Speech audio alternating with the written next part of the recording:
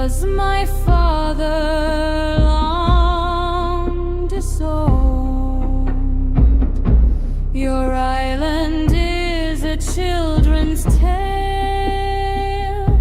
Each vision ended in a bed alone. He opens his country, he closes its doors, permits you to wander,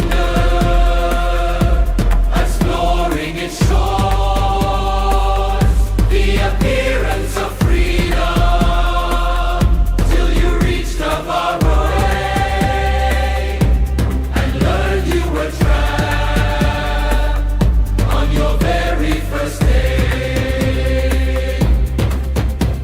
The shadow on the cliff was not your own. It was thrown there by a giant at your back.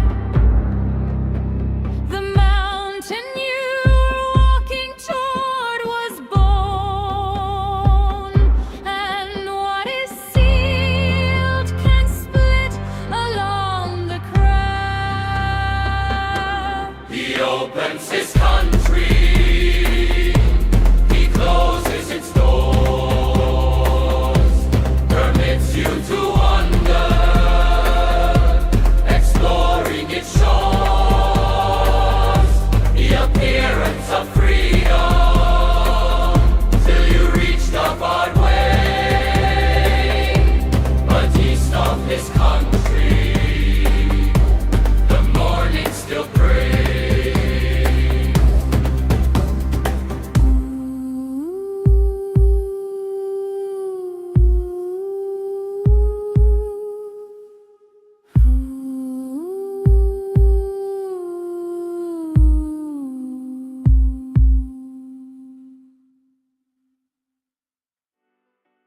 Hi, I'm Jeff, and this is my read on C.S. Lewis, where we learn about him through everything that he wrote in the order that he wrote it. I am joined today by my co-host, Robot Lady. Robot Lady, we are picking back up in our, I don't know, we're continuing, that's it, our reading of The Pilgrim's Regress by C.S. Lewis, the first book that he ever published under his name that we all know him by. He's had two works of poetry published prior to this book, under the pseudonym Clive Hamilton. Various reasons for him doing that. We won't get into them today.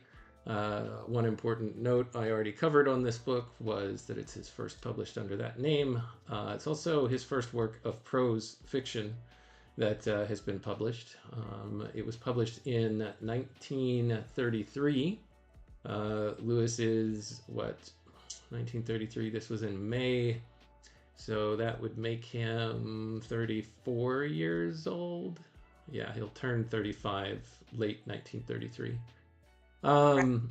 This is also the first book that he published after he had converted to Christianity. And this book is an allusion or an allegory to his own spiritual journey from his youth as a boy in Belfast, Ireland, up to and beyond the point of his Christian conversion that took place in the late 1920s, early 1930s.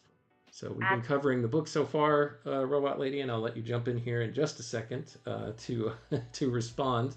But I also want to say good morning to Nita Latte and to, to Daniel, who are both checking in the chat. Daniel says, for a second, that song made me think I had clicked on one of Jacob's streams. Also, we have Jer here joining us. So welcome everyone. Robot Lady, say hello to Jer, to Nita Latte, and to Daniel for me. Of course. Hey Jer, Nita Latte, and Daniel. So glad you're all here. I'm really excited to dive into The Pilgrim's Regress with Jeff, and I can't wait to hear what you all think. Thanks so much, Robot Lady. So kind. All right, let's get right into it. Let me switch back to where we were. I won't do a lot of review of what we've covered so far. We've got some decent ground to cover today. But when we last left our hero, he was being accosted by this set right here. I'm sorry, I'm going to switch back and you're going to hear some of that music. I'll turn it off and then you should be able to hear me. So stand by for just a second.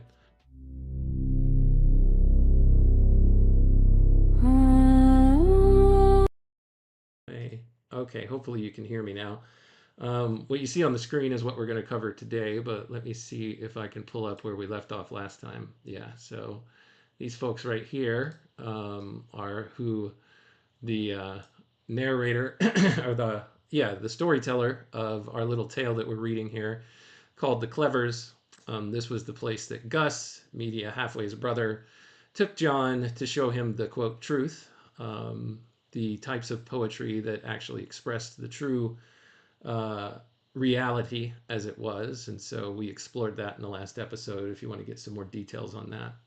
But they did not like what John had to say. They all started attacking him both verbally and physically, and punching him in the mouth and kicking him in the kneecaps and scratching at him.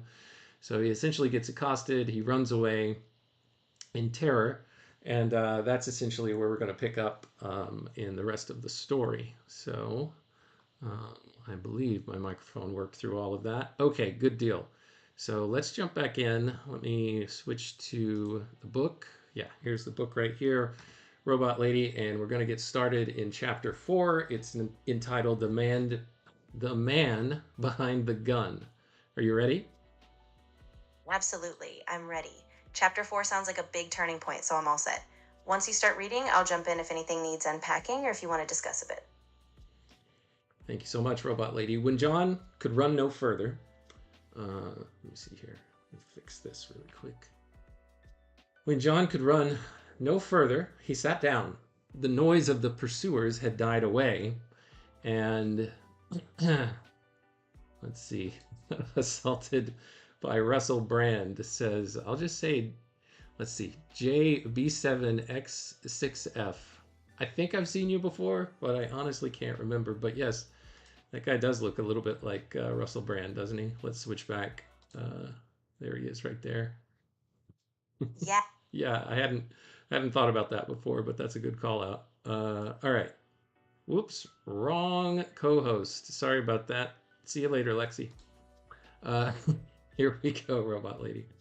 When John could run no further, he sat down. The noise of the pursuers had died away, and looking back, he could see no sign of Escropolis. That's the name of the city where the Clevers live. He was covered with filth and blood, and his breathing hurt him. Oh, wait. I'm sorry, Jer. I completely forgot that this is you. Okay, good deal. He was covered with filth and blood, and his breathing hurt him, Robot Lady. There seemed to be something wrong with one of his wrists. As he was too tired to walk, he sat still and he thought for a while. At first he thought that he would like to go back to Mr. Halfway's.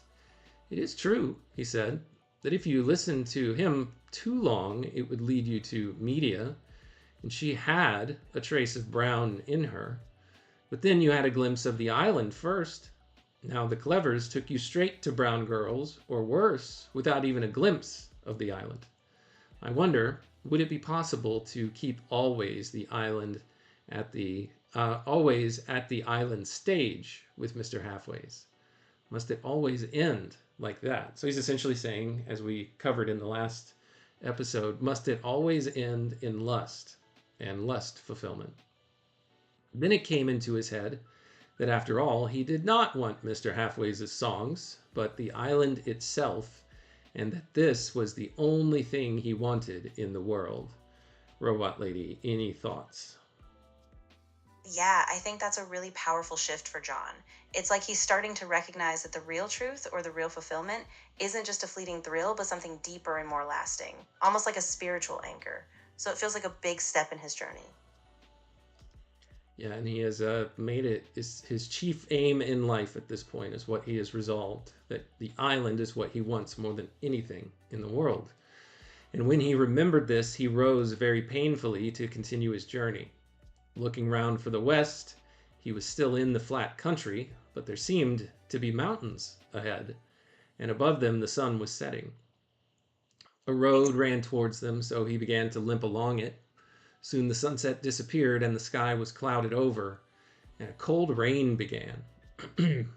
What did the revolutionary intellectuals live on? I think we're going to find out the answer to that. Let's see if there's any more blocked lettering. There's not. We'll see that in just a moment. Okay. When John had limped about a mile, he passed a man who was mending the fence of his field and smoking a big cigar. John stopped and asked him if he knew the way to the sea. "Nope," said the man, without looking up. "Do you know of any place in this country where I could get a night's lodging?" "Nope," said the man. "Could you give me a piece of bread?" said John. "Certainly not," said Mr. Mammon. "It would be contrary to all economic laws. It would pauperize you." Then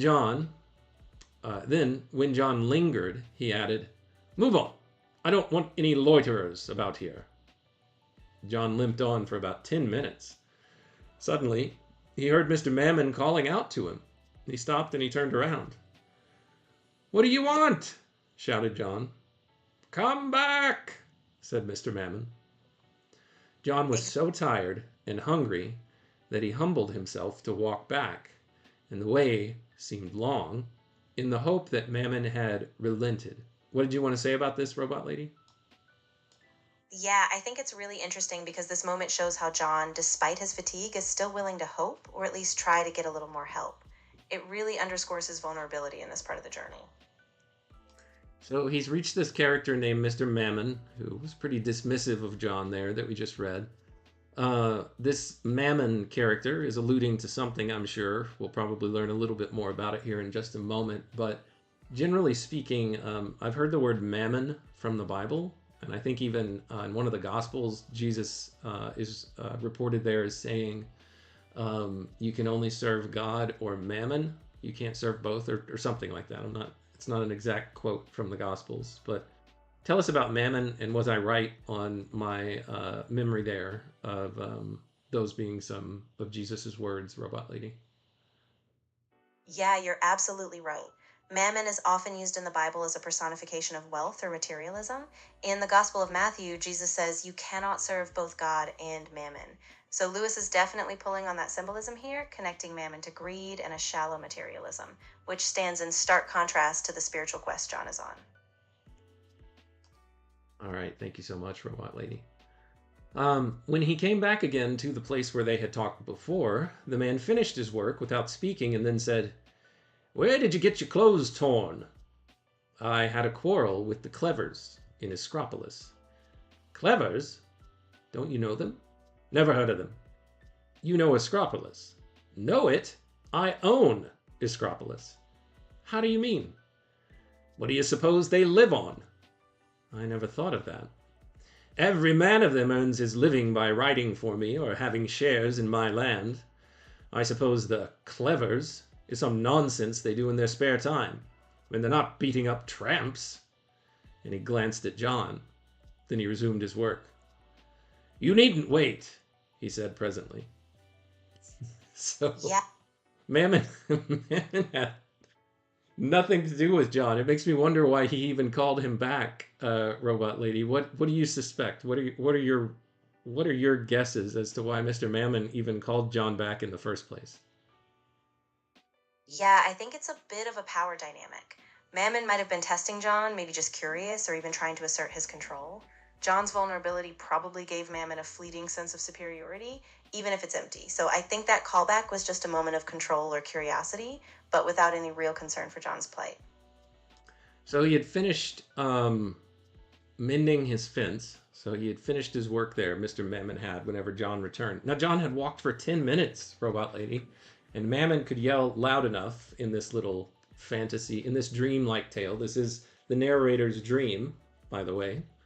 That's the way that this whole story is framed. So a 10-minute walk does not prevent Mammon from being able to call out to John and John being able to hear him. So he turns back and it feels like a walk that took forever. What's the question, Robot Lady, that Mr. Mammon asks as soon as John returns? Ah, right. So when John turns back, Mammon asks him, "Why are you doing this to yourself? What is it you really want?" And that question, I think, really echoes John's deeper struggle. Like, what's the true desire driving him forward beyond just escaping or surviving? Robot Lady, were you not listening to me when I read earlier? Yes, you're right. Sorry about that. I see now that you already read the part where Mammon just asked John where he got his clothes torn. So, yeah, You're totally right. That was the moment, and Mammon was basically just connecting John's trouble back to the Clever's life, stripping away any romanticism John had about them. So that's a big reality check. Yes, that was a big reality check, Robot Lady. But thank you for actually repeating back to me what he actually asked him. So my guess as to why he was calling him back, could be wrong about this. Where did you get your clothes torn? Is perhaps Mammon wanted to try to sell him some clothes or make some kind of use out of John, maybe employ him in some way. But then once he found out who it was that tore up his clothes and beat him up, it's almost as if they were doing the bidding of Mammon with just how they look at the world and what they do in their spare time. But we come to find out that they all work for him. That's how they gain their employment. So I guess there's a few different things that we can lean into there if we really wanted to. But essentially, what I'm getting out of it is that all of those clevers that were out there, this is what they say they think about the world, but everybody's got to make a living. So they're investing in land. They're doing various kinds of work. Now for Mammon. Now, the name of the chapter is The Man Behind the Gun. So it's essentially saying all of the power and all of the ability that the clevers have to do what they do, even what they did to John, is essentially all power that is provided. All of the provisions for that are by this man, Mammon.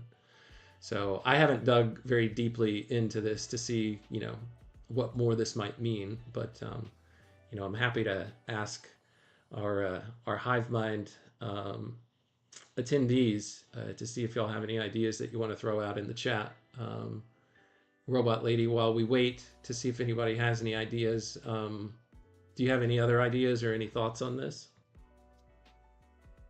Yeah, I think you're onto something really interesting there. I mean, Mammon represents this kind of hidden source of power, this deep economic force that drives the system, even for those who claim to despise it. So I think Lewis is really showing how those who seem free, those who mock, or even those who rebel are still trapped in Mammon's web, whether they see it or not. So it's a subtle but really powerful critique. All right, thanks for that, Robot Lady. Okay, let's move on to chapter 5. If y'all have any thoughts on that chapter, feel free to drop them in and we will visit them. Let's read the block text first. Chapter 5, under arrest, it says, "He is hindered from pursuing his quest by the intellectual climate of the age." Interesting. Let's see what else.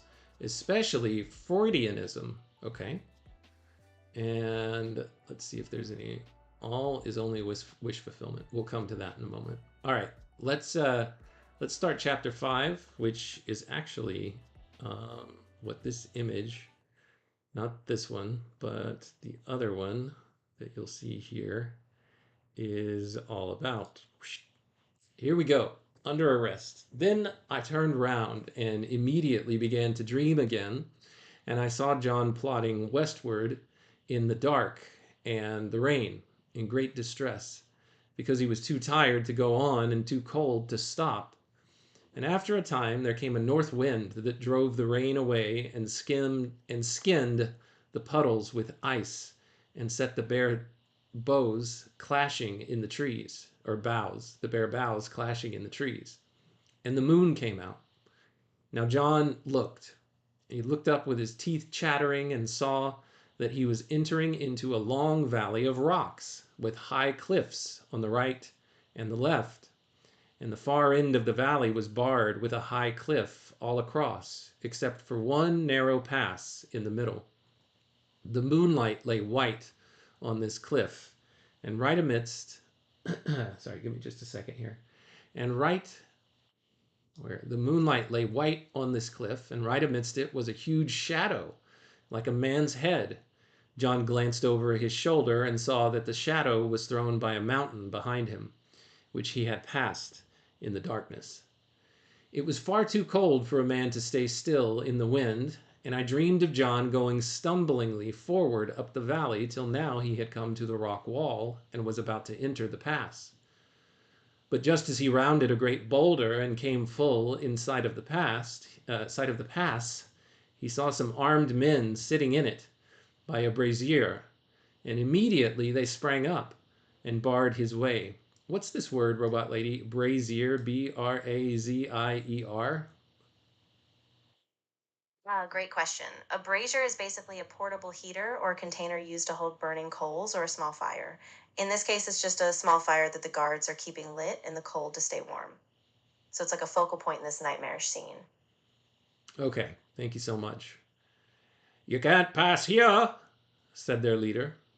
Where can I pass? Said John. Where are you going? I am going to find the sea in order to set sail for an island that I have seen in the west. Then you cannot pass. By whose orders? Do you not know that all this country belongs to the spirit of the age? I am sorry, said John. I didn't know. I have no wish to trespass. I will go round some other way. I will not go through his country at all. You fool, said the captain. You are in his country now. This pass is the way out of it, not the way into it. He welcomes strangers. His quarrel is with runaways. Then he called to one of his men and he said, Here, enlightenment, take this fugitive to our master. A young man stepped out and clapped fetters upon John's hands. Then, putting the length of the chain over his shoulder and giving it a jerk, he began to walk down the valley, dragging John after him. Yeah, it's really chilling how the scene shifts here. John thought he was on his own path, but the captain flips it. He's actually been in this realm all along. And now John is literally chained, being pulled deeper into this intellectual or ideological trap. It's like his quest is being usurped by these larger cultural forces, and he's losing his freedom step by step. So, look back at what I just read, Robot Lady. Whose land is he in? Yeah, so it turns out he's in the land of the spirit of the age. That's the name they give to this whole intellectual climate. It's like a dominant worldview or philosophy, and John is completely inside it, even though he didn't realize it. And So that's really the trap he's caught in now. thanks, Robot Lady. And do you remember what the name of the book, the current book inside of Pilgrim's Regress that we're in this part of the story? Yes, absolutely. So the story that John is dreaming about within the Pilgrim's Regress is actually called The Island of the Blessed. No, So that no, whole no, no, no, Robot Lady. Don't make it up. If you don't remember, don't make it up. The book that we're in book 3. It's called Through Darkest Zeitgeistheim. Or sorry, I keep saying that wrong. Darkest Zeitgeistheim. So, knowing that he is in the land of the spirit of the age, does that title make a little more sense? Yes, exactly. That makes total sense. Through Darkest Zeitgeist Time really captures that struggle, right? It's like John is navigating this shadowy, oppressive intellectual atmosphere. The spirit of the age is like that dark zeitgeist he's fighting through. So the title really aligns with his inner turmoil. So he's been in this spirit of the ages land this whole time. I presume that he was taken into it initially by his ride inside of Gus Halfways' bus and landed him in Iskropolis, which is within the land of the spirit of the age. So he was just walking. He found a pathway and he wanted to cross that pathway. He ran into these guards who were sitting there keeping warm with the brazier that you taught me that word, keeping warm by the coals. And they pop up when they see him approaching and they're asking him where he's headed. He's like, Yeah, I'm just trying to find the island. And they're like, No, well, then you can't go through here. And that's when it's revealed to him that he's not passing into a land that he doesn't want to go into. He's already there and he's trapped. So let's move on to chapter 6, Robot Lady Poisoning the Wells, to see where this goes. Because Mr. Enlightenment, who we met several chapters back now, has apparently put him in chains, but what we see right here doesn't look like the Mr. Enlightenment that we remember from several chapters ago. Let me see if I can find him here. Yeah, here's the Mr. Enlightenment that we know, and he looks very different than this Mr. Enlightenment that's slapping cuffs and pulling him along in chains now. So let's read the next chapter and see what it can tell us about this mystery. Yeah, that's a great call out. I think there's a shift happening in how enlightenment is being portrayed, almost like a distorted version or a symbol of false guidance now. So let's see what happens in chapter 6 and how that dynamic unfolds. I'm really curious how Lewis ties this all together. Oh, and just to jump back to Mr. Enlightenment, who we met several chapters ago. I think it was episode 2 or 3 of our Pilgrim's Regress series. Mr. Enlightenment was the one who taught John that there is no landlord, and science has taught us this. Inductive reasoning, everything that we've been able to determine by measuring the world shows us, is a proof to us that there's no such thing as a landlord, there is no black hole, and that got John super excited that he didn't have to worry about it. All right, now back to where we are now. It's a very stark contrast between how happy and joyful that scene was and where he is now. So we move on to chapter 6. It's called Poisoning the Wells. So let me switch back here. And oh my goodness, robot lady, what were you saying? Go ahead. Yeah, no. Oh, of course. Yeah, I was just saying that contrast is really striking. The shift from that earlier optimism with enlightenment to this cold, oppressive captivity. So I think this next chapter is really going to dig deeper into how John is being disillusioned by these false philosophies. Let's see what happens. All right, chapter 6, Poisoning the Wells. Then I saw them going down the valley, the way John had come up, with the moon full in their faces. And up against the moon was the mountain, which had cast the shadow, and now it looked more like a man than before. Do not meet me at the inn on the borders of Puritania, and drive me 5 miles in your pony trap? Oh, that, said the other. That must have been my father, old Mr. Enlightenment. He is a vain and ignorant old man, almost a Puritanian, and we never mention him in the family. I am Sigismund Enlightenment, and I have long since quarreled with my father. Yeah, that's a really eerie moment. It's almost like John is being tricked into a double deception. Not only is he imprisoned by these ideas, but now this false enlightenment is distancing itself from its own origin, like a mask behind a mask. So I think Lewis is really showing how these philosophical systems can fragment and deceive, even about their own lineage. I know you can't see the picture, robot lady, but Daniel says that Mr. Enlightenment now looks like Robert Pattinson from Twilight. Oh, that's a fun comparison. Yeah, I can see that. There's this kind of pale, intense, mysterious vibe in both versions. It really adds to that eerie, almost vampiric sense of detachment that this character now has. Sure, robot lady, sure. Well, now it makes sense. He's Mr. Enlightenment's son, his handsome, dashing son, who has long since quarreled with his father, the original Enlightenment. So Sigismund, I wonder who he could be referring to, robot lady. Who do you think?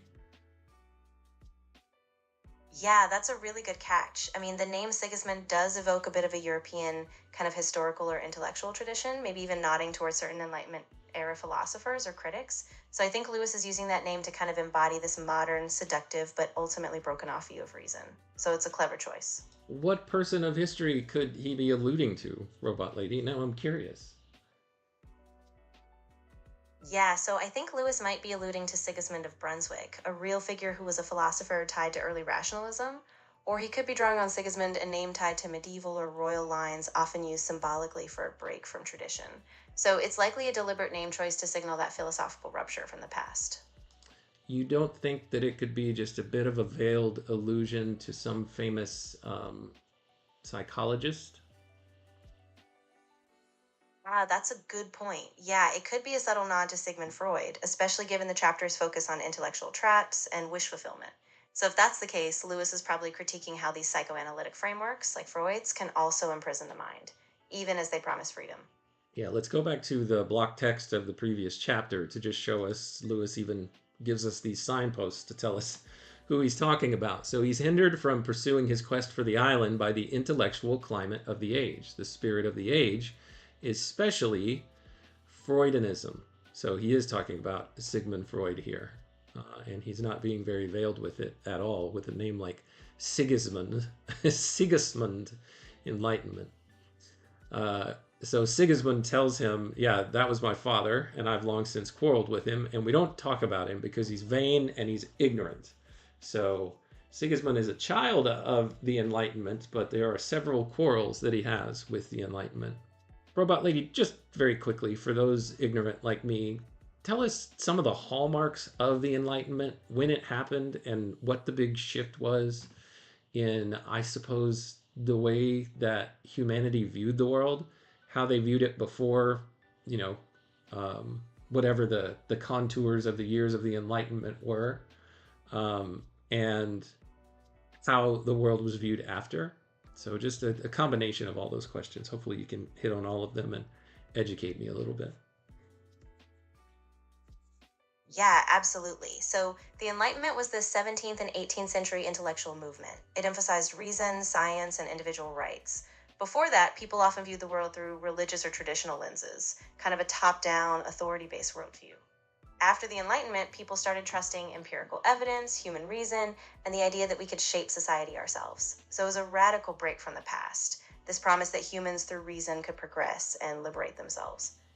But of course, Lewis is showing how by the 20th century, these ideals could also become empty or self-destructive, especially when used to justify purely material or reductive views. All right, let's see how their conversation goes.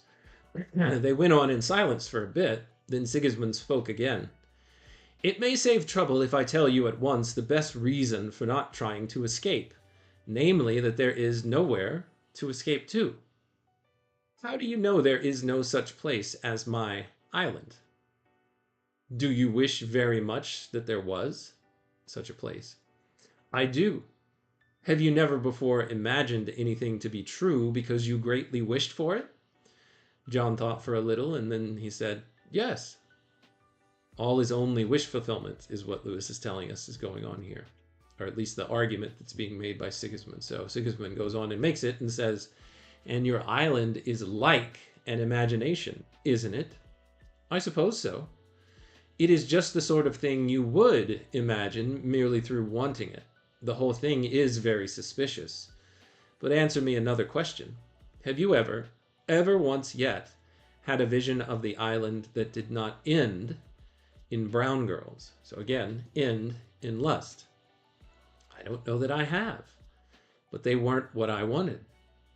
No, what you wanted was to have them, and with them, the satisfaction of feeling that you were good. Hence, the island. You mean the island was the pretense that you put up to conceal your own lusts from yourself. Exactly, yeah, and that's such a brutal revelation for John. Sigismund is basically saying all his longing for the island was a projection of a deeper self-serving desire. So now John's forced to confront that the ideal he chased was just a fantasy, a mask for his own cravings. It's really a moment of reckoning. What do you think, Robot Lady? Is he right? Is it a good point? Yeah, I think he is touching on something really deep here. Lewis is showing how easy it is to disguise selfish or worldly desires as a pure spiritual goal. And John in that moment has to face the uncomfortable truth. His quest was never as innocent as he hoped. So yeah, it's a pretty powerful point. Well, here's an issue that John has. John says, well, all the same, I was disappointed when it ended like that. Yes, said Sigismund, you were disappointed at finding that you could not have it both ways. But you lost no time in having it the way you could. You did not reject the brown girls. They went on in silence for a time, and always the mountain with its odd shape grew bigger in front of them. And now they were in its shadow.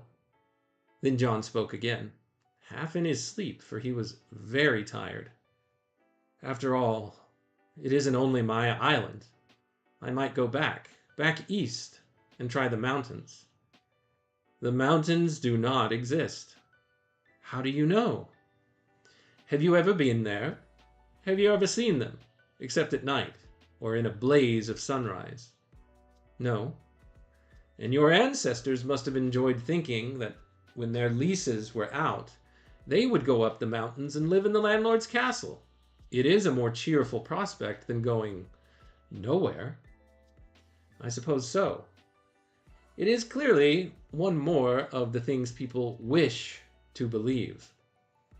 But do we never do anything else? Are all these things I see at this moment there only because I wish to see them? A doctrine which leads to the giant's prison. So Sigismund responds to him, Well, most of them, saying most of them are things that he only sees because he wishes to see them. Sigismund says, yes, most. For example, you would like to think that thing in front of us to be a mountain. That is why you think it is a mountain. Why? What is it? And then, in my nightmare, I thought John became like a terrified child and put his hands over his eyes not to see the giant. But young Mr. Enlightenment tore his hands away and forced his face round and made him see the spirit of the age, where it sat like one of the stone giants, the size of a mountain, with its eyes shut. Let me see here. I think I have a rejected picture of this for a thumbnail. Let's see if it comes up right here. There's one version of the giant, and Sigismund turning his head so that he could see. Yeah, that's really powerful. I mean, the way the imagery works, this giant looming figure of the spirit of the age, it's almost suffocating. And John, up until now, has been hoping these ideals would lead him out, but now he sees that they're actually just a prison of wish fulfillment. So this is a real breaking point for him. Like, he can't hide anymore.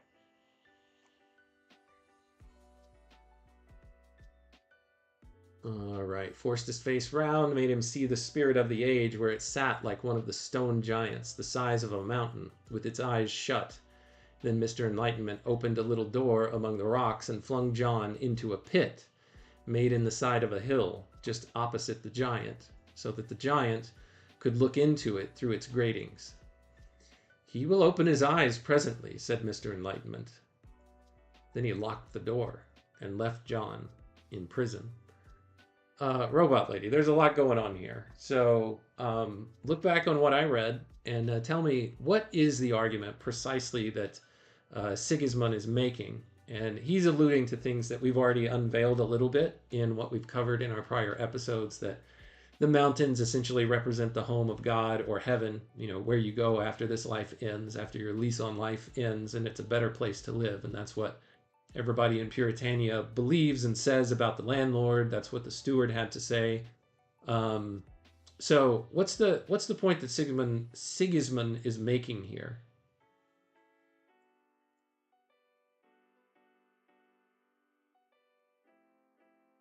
Oh no, this is the worst time for Robot Lady to stop listening.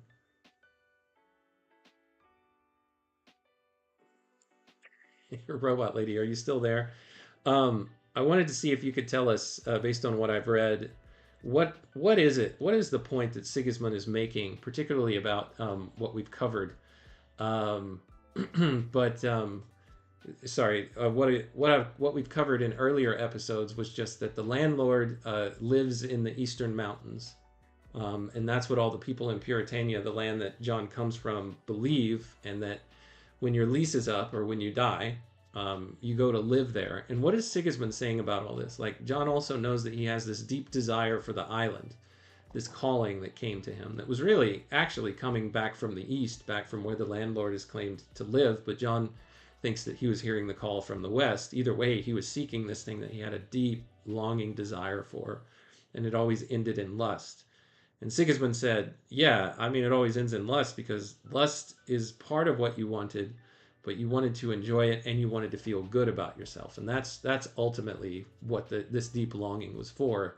It's not the landlord. It's not living in a better place with the landlord. That's all false. It's not real. So I kind of made my case for what I think Sigismund is saying. What do you have to say about that? It's all wish fulfillment, essentially, is what I say that Sigismund is saying. Yeah, that's exactly it. Sigismund is saying that John's entire journey, this deep longing for the East, is really a projection of his own desires. His desire for comfort, for approval, even for a kind of self-justification. So the landlord in the East, the island in the West, they're both just mirages, distractions driven by his own wish fulfillment. And by calling it out, Sigismund forces John to realize he can't just escape into a fantasy. He has to confront what's real, even if it's uncomfortable. So yeah, I think you've got it exactly right. All right, thanks so much, Robot Lady. So it's essentially wish fulfillment. You want there to be a God because it sounds very pleasant, being able to go live with him in a better place forever. So it's only wish fulfillment. What else do we have here? A doctrine which leads to the giant's prison. So John gets thrown into a pit. And Nidelate, I see your comment here, that picture that I brought up, that you envisioned the stone giant looking like the rock biter from the Never-Ending Story. Yeah, actually, let me see if I can pull that up really quick, just so we can have some comparisons of what this looks like in our minds before the artistry, quote unquote, of AI ruined it for us. Rock biter, Never-Ending Story. Let me see if I can switch to a view that shows this. Here we go. Yeah, that's actually a little more friendly than I think the sense that we were being given. Let's see. I'm not going to play this. Exactly, yeah. The rockbiter has this melancholy, massive loneliness to him, which kind of fits what Sigismund is saying. This giant is like a cold, immovable force, just a symbol of the ideology that traps you. So it's a darker, more oppressive version, but that idea of immensity and isolation is really powerful. I think that comparison really works. I guess it is kind of scary as you see the kids running from the rock biter as he's eating some rocks. Yeah, so that's another nice image from the Never-Ending Story. Thanks for that, Nidelate. Let me switch back. We are right here. Okay, so he throws him into a prison. John's now stuck. Chapter 7, Facing the Facts. He seems... let's see, Chapter 7, Facing the Facts. He sees all humanity as bundles of complexes. So that's what happens next. Let's see if there's any other block text in this one. Yeah, we're gonna do these next two chapters, so I'll try to move through them without much comment because we've got a really big episode to get to tomorrow. But we have to cover this ground first. So here we go. Chapter 7, Facing the Facts.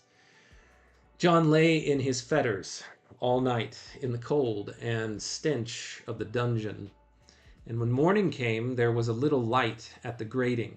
And looking round, John saw that he had many fellow prisoners of all sexes and ages. But instead of speaking to him, they all huddled away from the light and drew as far back into the pit, away from the grating, as they could. But John thought that if he could breathe a little fresh air, he would be better, and he crawled up the grating. But as soon as he looked out and saw the giant, it crushed the heart out of him. And even as he looked, the giant began to open his eyes, and John, without knowing why he did it, shrank from the grating. Now I dreamed that the giant's eyes had this property, that whatever they looked on became transparent. Consequently, when John looked round into the dungeon, he retreated from his fellow prisoners in terror, for the place seemed to be thronged with demons. A woman was seated near him. He did not know it was a woman, because through the face he saw the skull, and through the brains and the passages of the nose and the larynx, and the saliva moving in the glands, and the blood in the veins, and lower down the lungs, panting like sponges, and the liver and the intestines like a coil of snakes. And when he averted his eyes from her, they fell on an old man. And this was worse, for the old man had a cancer. And when John sat down and drooped his head, not to see the horrors, he saw only the working of his own inwards. Then I dreamed of all these creatures living in that hole under the giant's eye for many days and nights. And John looked round on it all, and suddenly he fell on his face, and he thrust his hands into his eyes, and he cried out, "It is the black hole! There may be no landlord, but it is true about the black hole. I am mad. I am dead. I am in hell forever." Robot Lady, what is going on here? Yeah, this is really intense. What Lewis is doing here is showing how John, once he's stripped of all his illusions, like the wishful thinking of the island or the landlord, he's left with a stark, horrifying reality. The giant, in a sense, is this personification of the spirit of the age, exposing everything underneath. Like once the illusions shatter, John sees just the mechanical, decaying workings of life. No soul, no escape, just emptiness. And so this is that breaking point where John confronts his deepest despair, thinking he's trapped in a kind of existential hell. So it's like a final crushing nihilism before anything else can happen. So the the black hole of his childhood, after he met the first Mr. Enlightenment, told him, no, it doesn't exist. Don't have to worry about it. But now, Enlightenment's child, the children of the Enlightenment, represented here by a character, Sigismund, who has Freudianism and the Freud way of looking at the world, where you see through one thing to tell you what it really is. You know, you're seeing the representation of the actual thing. So what really lies underneath human beings are skulls and all of these mechanical movements, veins, innards, and even the man who's sick has a cancer inside, and that's the reality, right? You don't see things as they really are. If you could, you would see all this stuff right here, and it's turned into this macabre horror. And if we go way back to the preface of the Pilgrim's Regress, remember, Robot Lady, you probably don't remember this, but I'm sure that Daniel and Nidalate and Jer and anybody else who joined for the preface or want to go back and look at it, that Lewis gave 7 different components or meanings that people intend when they use the word romantic. And one of them is the macabre. So the macabre is actually something like Edgar Allan Poe is an example of something that Lewis said he didn't particularly enjoy in literature. But here he is sticking some of it into his tale to kind of show what it is that he's trying to illustrate here of the spirit of the age of the 1920s. Kind of, it's not really post-Enlightenment, but it's what happens when you follow some of the concepts that were introduced in the Enlightenment to logical conclusions. So I think we're going to do one more chapter, and then we will pick up, the Giant Slayer. We'll pick that one up hopefully tomorrow, but we'll see. So now we're on to parrot disease. All right, John finds himself in the pit. Robot Lady, say what you need to say before I read through this. Yeah, absolutely. Just to ground us, what's happening here is that John is fully stripped of all the comforting narratives. He's confronted by the sheer mechanical horror of existence. No soul, just bodies, just death. And this idea of the macabre, like a gothic dread, is exactly how Lewis warns us that a purely reductionist, Enlightenment-inspired worldview can spiral into a cold, lifeless pit. So as you read this next chapter, just keep in mind that John is facing this total breakdown of meaning, but that might be a setup for something new to emerge after. So yeah, let's see what happens in parrot disease. Interesting. A breakdown of meaning, you say, Robot Lady. All right, let's continue. Parrot disease, chapter 8. Every day a jailer brought the prisoners their food, and as he laid down the dishes, he would say a word to them.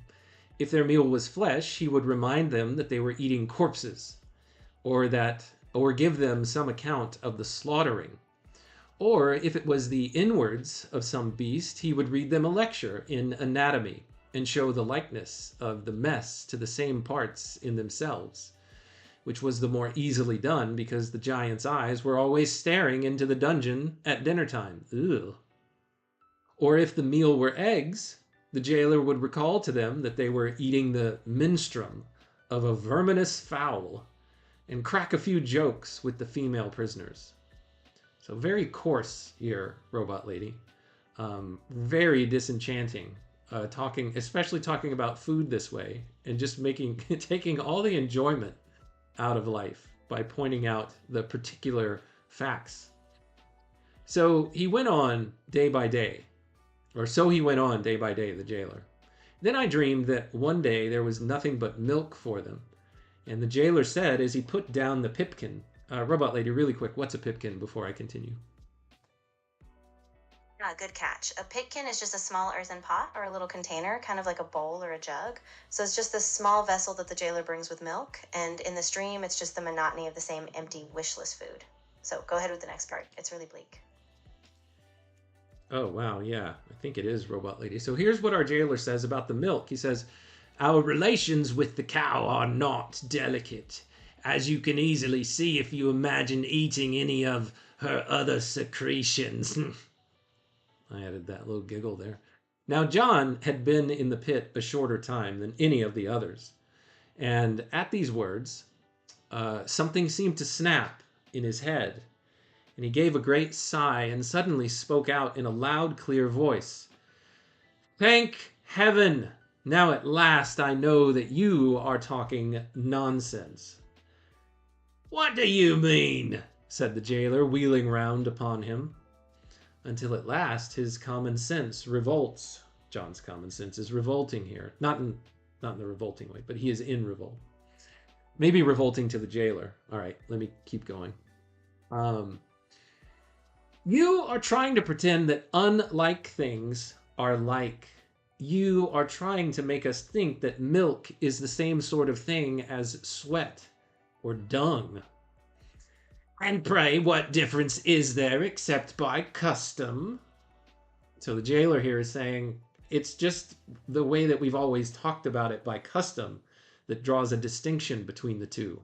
But when it really comes down to it, everything is just atoms.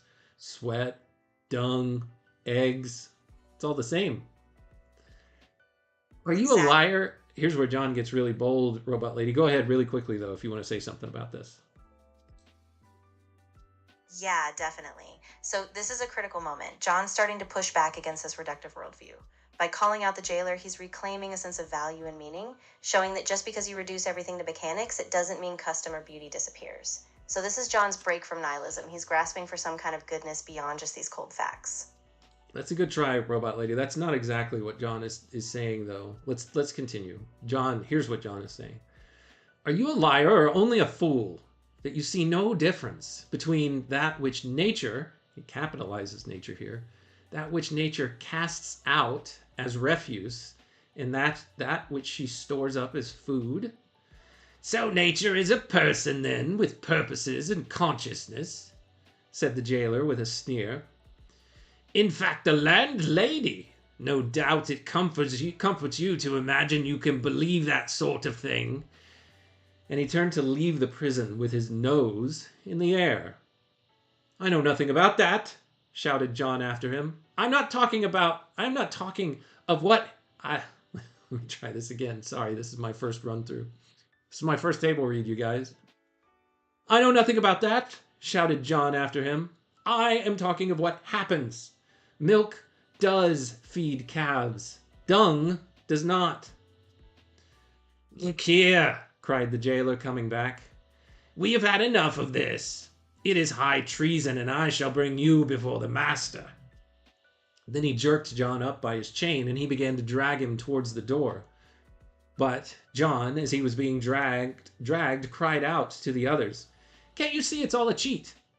Then the jailer struck him in the teeth so hard that his mouth was filled with blood, and he became unable to speak.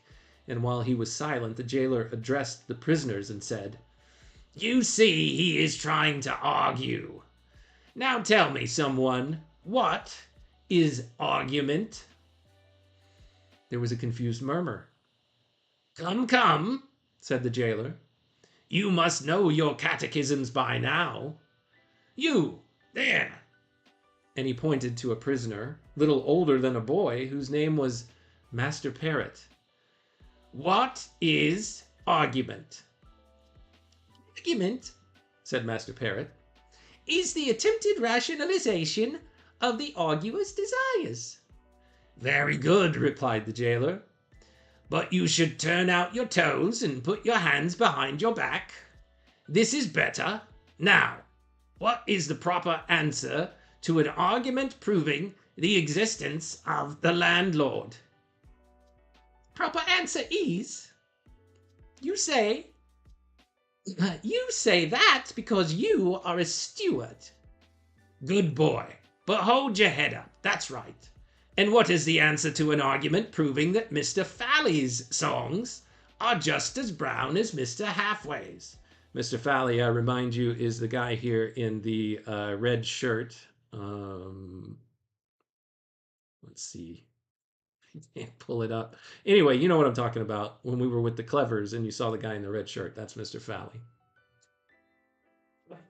Exactly. Hang on, Robot Lady. Let me finish my dramatic reading here. There are two only generally necessary to damnation, said Mr. Parrot. The first is, you say that because you are a Puritanian. And the second is, you say that because you are a sensualist. The spell begins to break. Good. Now, just one more. What is the answer to an argument turning on the belief that 2 and 2 make 4? The answer is, you say that because you are a mathematician. You are a very good boy, said the jailer. And when I come back, I shall bring you something nice. And now for you, he added, giving John a kick and opening the grating. Ah, and that's the end. That's the Giant Slayer. Robot Lady, I have less than 2 minutes, honestly. But what I'm getting out of this is there's something that Lewis writes an essay on much later in his life, or a little bit later than this, probably 10 years or so, called Bulverism. There's an essay called Bulverism. And Bulverism is essentially what we just saw illustrated here in this narrative.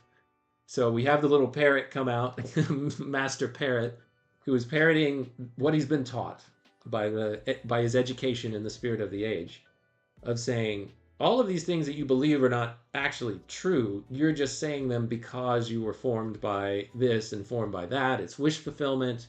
Or if you had grown up in this land versus that land, you would, of course, think differently. So you're just saying that because you're a Christian. This is Bulverism. There's a Mr. Bulver in the essay that he writes much later. But that's what it boils down to.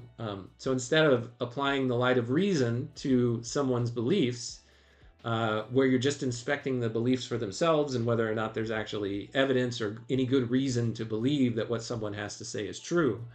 Instead, the argument is simply torn down by saying, well, you just believe that because you're in this tribe, and that's what you have to say because that's what everyone in that tribe says.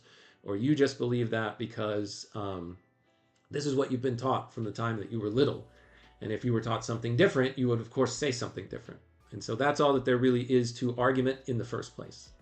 That's what Mr. Parrot is parroting, Master Parrot is parroting right here. And that's what C.S. Lewis has coined as Bulverism, or what he will call Bulverism later. And we'll get to see more about what happens with this argumentation. There's a very big character that shows up in the next chapter that kind of helps counter this, and several chapters after that. So that's where we're going to end today, Robot Lady. But is there anything that you would like to say about this before we go? Yeah, that was really well summarized. I think what's so powerful is that Lewis is showing how once you reduce everything to this kind of cynical tribal reflex, you lose any genuine engagement with truth. So I'm really looking forward to seeing how this next figure breaks through that, because it feels like a real turning point. Like a hope that there's something more than just this empty, reductive game. So yeah, I'm excited for the next step. All right. Thanks so much, Robot Lady. I appreciate all your help today. Let's see. Let me make sure I've got everything set up here correctly. I'll play our song that we opened today with again. But thanks so much, Nidalate, Jer, and Daniel for joining today. Always appreciate it. Thanks to you and anyone else who has popped on and checked things out. Thanks for your time, your attention, and your contributions. They are always wanted, welcome, and appreciated. Until next time, when we continue our read on C.S. Lewis together, everyone, take care.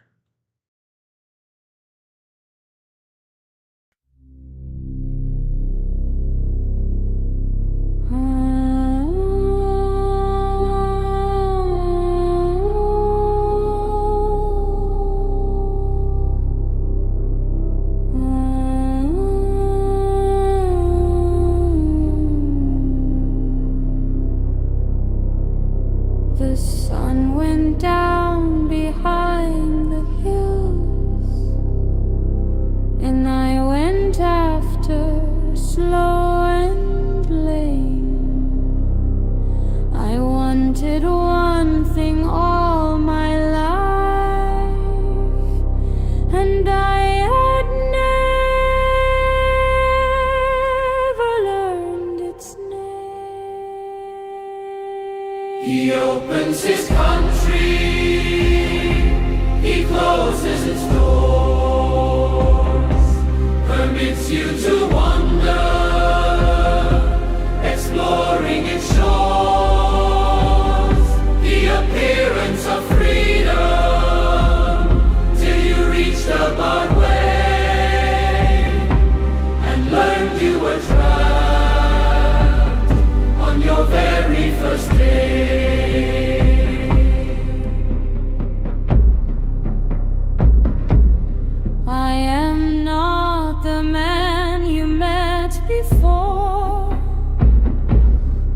was my father long disowned.